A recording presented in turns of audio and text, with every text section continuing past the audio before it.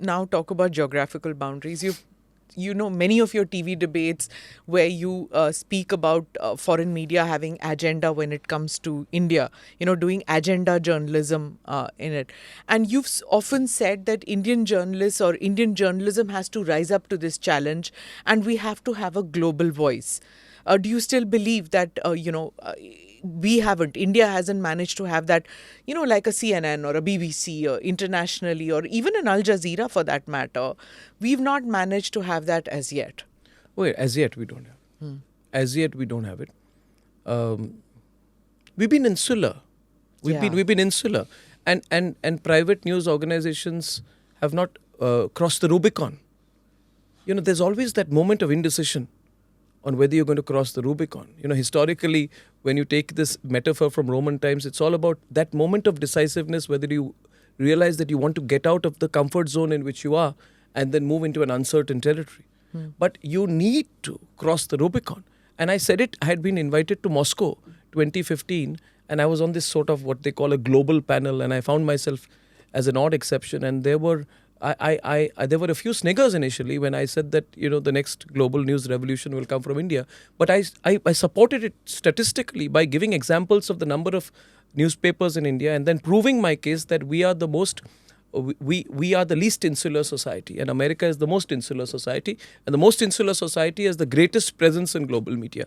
But that was 2015. In 2022, given what CNN has done for itself, I wouldn't say that about American media. Sure. And I wouldn't say that about the United Kingdom also. And I do know that the BBC will not be able to survive the day British taxpayers don't give money as part of their forced license fees. These are hugely subsidized organizations. Yeah. Hugely subsidized organizations. And I'm committed to it. I have said it. And we are about a year away from doing it. We are going to set up in Republic the first global news organization. I don't know how I'll do it. I don't know how I'll fund it. I don't know to what extent it will be effective. But that's how we built every part of our that's network. how you always move. That I'm going to do this. Yeah, and then we'll see the rest later. We'll see the rest later. Yeah. And when you're convinced about something, then it happens. It falls through. When we started our Hindi channel, we started it with insignificant amounts of money. Hindi wasn't even your language. Hindi isn't my language. Insignificant amounts of money, massive commitments out there. If the Hindi channel would not have worked, then Republic would not have survived. Similarly with Bangla. But somewhere I believe the people are behind us. They carry on. You do it well. But I also believe it's not just a carry-on moment. It is the fact that demographically we need to have a foothold. We need to have a foothold for a say. And now about this balancing question which you've asked about coverage and all that.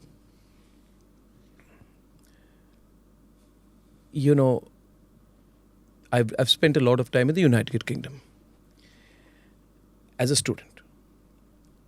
First at Oxford, then as a fellow at Cambridge. I've travelled down there, a lot of friends there. Can you imagine the disproportionate clout that the United Kingdom gets because of the BBC? Oh, yes. It's disproportionate to its economy, to everything. And I think we need to think about that as a country. So I always look at larger projects which will serve a larger national goal. And I think this could be it. This could be it, And when we started out with Reuters, in Times Now, I had this newsroom full of people. I don't know, it was where in your time. Yeah. We had the newsroom full of Americans and British and Chinese, and it was used wonderful. to do a world bulletin. Yeah. People were even abusing each other in Hindi in the newsroom. And it was quite wonderful. So I realized that news is this ever-flowing thing, Yeah. Ever-flowing.